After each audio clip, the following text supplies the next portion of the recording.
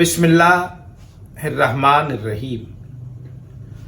معزز خواتین و حضرات، گزشتہ دنوں سوشل میڈیا پر ملت شیعہ خیر البریہ اثنا عشریہ کی معتبر ہستی حضرت علامہ سید شہنشاہ حسین نقوی آف خیرپور سندھ کے ساتھ ایک پوڈ کاسٹ، ایک نشست معروف صحافی ارشاد بھٹی نے کی، اور اس میں جو ان کا سوال نامہ تھا قبلہ شہنشاہ حسین نقوی سے، اس سوال نامے پر جو اس کے مندرجات تھے، ملت شیعہ خیر البریہ اثنا عشریہ پاکستان کے ہر فرد کو اس سوال نامے پر تعصب اور بدنیتی کی بدبو محسوس ہو رہی ہے۔ علامہ شہنشاہ حسین نقوی صاحب نے جو اپنے منصب، اپنے مزاج اور اپنی علمی استطاعت کے مطابق اپنے عقائد، نظریات بیان کیے، ملت شیعہ خیر البریہ اثنا عشریہ پاکستان کے اندر قبلہ کے بیانیے پر ایک شور و غوغا اور ایک کوہرام بپا ہوا ہے۔ تکلیف دہ صورتحال یہ ہے کہ حضرت علامہ شہنشاہ حسین نقوی صاحب نے جو بیان جاری کیا، اس کے مندرجات، اس کے پس منظر میں چھپے حقائق اور اس کے معنی اور مفاہیم، ان کے جوابات کے، اس کو سمجھنے اور سوچنے کی ضرورت ہے۔ علماء کی بحث جب علماء کریں گے تو نتائج مختلف ہوں گے، اور علماء کی بحث اگر جہلا چھیڑ دیں گے تو نتائج مختلف ہوں گے۔ اس وقت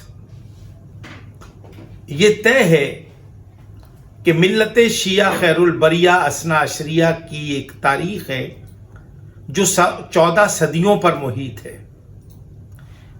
غدیر خم کے میدان میں رسالت مآب صلی اللہ علیہ وآلہ وسلم نے من کنت مولا فہذا علی المولا کا جو ایک بیان دیا، جو آپ نے ایک فرمان جاری کیا، اور یہ بھی تمام مکاتب اور تمام مذاہب کے لوگ اس بات پر متفق ہیں کہ غدیر کے رسالت مآب صلی اللہ علیہ وآلہ وسلم نطق نہیں کرتے جب تک ان پر وحی کا نزول نہیں ہوتا۔ میں یہاں پر اپنے برادر مولانا حیدر عباس نقوی لاہور کا ایک بیان میں نے غور سے سنا۔ انہوں نے بے پناہ کتابوں کے حوالے دے کر مولائے متقیان علی ابن ابی طالب کی ولایت کے عنوان سے کہ یہاں شہادت، اذان، اقامت، در تشہد، اور جہاں جہاں بھی توحید کی بات ہوگی، رسالت کی بات ہوگی، وہاں پہ میرے مولا علی کی ولایت کی بھی بات ہوگی، اس کا بھی اعتراف کرنا پڑے گا۔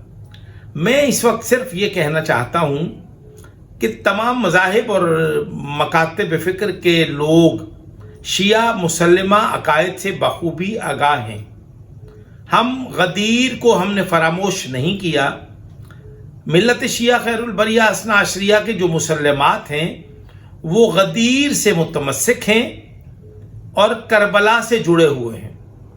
بس غدیر اور کربلا سے متمسک رہنا ہی شیعہ حیدر کرار کا طرہ امتیاز ہے، ان کی شناخت ہے، اور ان کے سینے پر نشان حیدر کی طرح وہ کندہ ہے۔ آپ سے عرض ہے، جتنے لوگ اس وقت سوشل میڈیا پر مباحثے کر رہے ہیں اس سے اجتناب کریں۔ علماء کی بحث علماء کریں تو زیادہ بہتر ہے۔ اور علامہ شہنشاہ حسین نقوی صاحب کو ہرگز یہ نہیں چاہیے تھا کہ ارشاد بھٹی سے مذاکرہ मुबाहिसा, वो एक इंटरव्यू देते और उसमें मजहबी सवालात ना होते, पाकिस्तान के सियासी मंजरनामे पर जो सूरत हाल है उस पर अरशाद भट्टी साहब बहस करते, तो मैं समझता हूँ कि मौलाना शहनशाह नकवी साहब बेहतरीन गुफ्तगू करते हैं। लेकिन चूँकि मौलाना ने अरशाद भट्टी चूँकि एक दुनियादार आदमी है और उसको बात को उलट कर पलट कर उलझा कर सियासतदानों को गुमराह करने और अपनी मर्जी का जवाब लेने की आदत है, तो अरशाद भट्टी ने जो उसके अज़ाइम थे वो उसमें कामयाब हो गया। मैं सिर्फ ये कहना चाहता हूँ कि हज़रत मौलाना शहनशाह हुसैन नकवी साहब मकतब के साथ जुड़े हुए हैं, उनके मुसल्लमा अकायद सब लोग जानते हैं और दीगर मज़ाहिब के लोग भी शहनशाह हुसैन नकवी साहब और हमारे मकतब के जो बुनियादी अकायद हैं उससे आगाह हैं।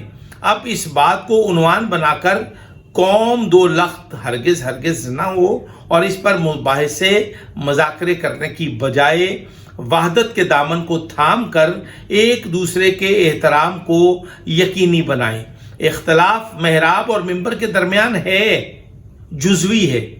उसकी हैसियत ये नहीं कि हम दो लख्त हो जाएं, उसकी हैसियत ये नहीं कि बाहम गुत्थम गुत्था हो जाएं। हम अपने मज़हब को यकजहती से संवार सकते हैं, हम अपने मकतब को यकजहती से बावकार बना सकते हैं और एक दूसरे पर तान तशनी और ऐसे अनासिर, मैं अरशाद भट्टी को कोई पॉजिटिव आदमी नहीं समझता। अरशाद भट्टी एक बददियानत और फजूल आदमी है जिसने अल्लामा शहनशाह हुसैन नकवी साहब से वो उन मौजूआत पर बहस की जो बहस आजकल सोशल मीडिया पर बड़े लोग कर रहे हैं। और शहनशाह हुसैन नकवी साहब की ज़ात को हरगिज़ तनकीद का निशाना न बनाया जाए, बल्कि उनके अकायद सब पर वाज़े हैं। मैं सिर्फ ये कहूँगा कि अरशाद भट्टी जो है वो एक फजूल किस्म का इंसान है, उसको तनकीद का निशाना बनाया जाए कि भाई आप एक एंकर हैं, एक मुख्तलिफ टीवी चैनल्स पर आप लोगों को उलझा कर आप अपना बयान करते हैं और आप इमरान खान जैसे फितने के तर्जमान हैं और इमरान खान जैसे फितने के आप पुष्टपना हैं और उसके साथ खड़े हैं।